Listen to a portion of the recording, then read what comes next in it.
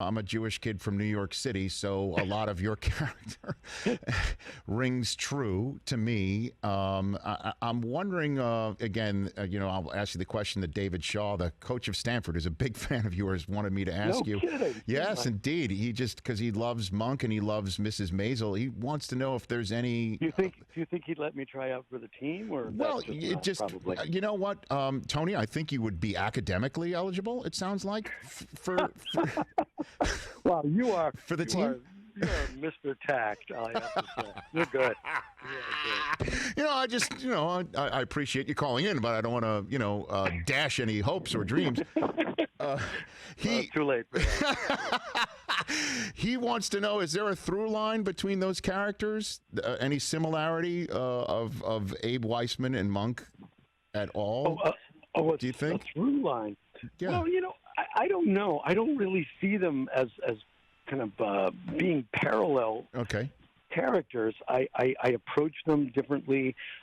Possibly the creators and the writers see some parallels and they try to exploit that. But I try to keep my, when I'm working on Abe, when I'm doing those scenes, Monk is pretty far away from my thoughts. You know what I mean? Okay.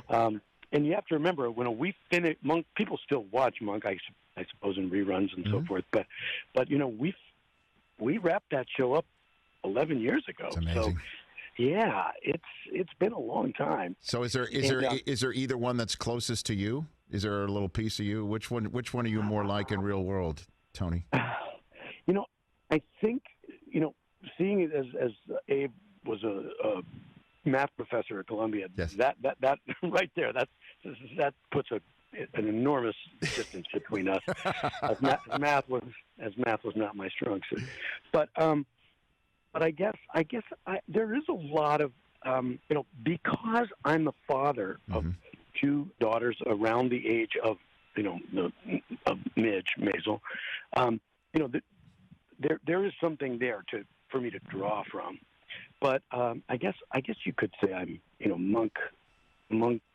I became Monk and Monk became me. I think you could safely say. I bet so. And again, the way that you play the father, just to bring up, I don't want to spoil too much if there's not anybody who has yet to start down this path, and if they haven't, I'm jealous that everything's going to be new to them.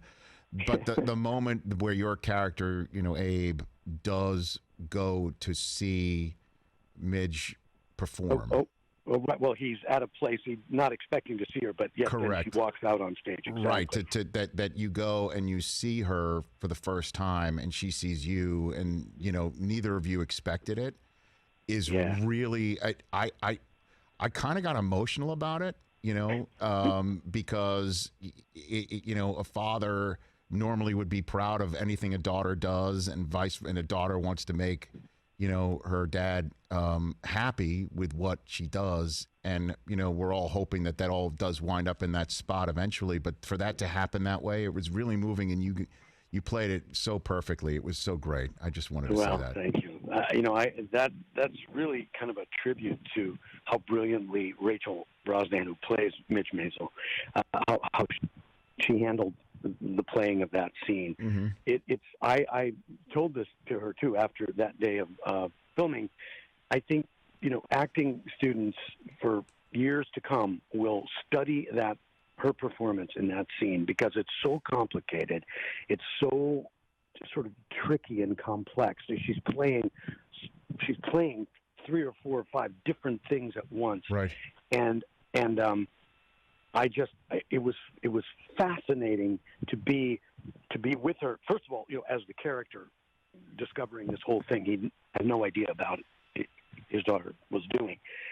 But just for one actor watching another actor, boy, that was I didn't really have to do much because it was mesmerizing and riveting in a way that you don't often experience. Hey, you watched all the way to the end. Thanks for that. Watch more right here.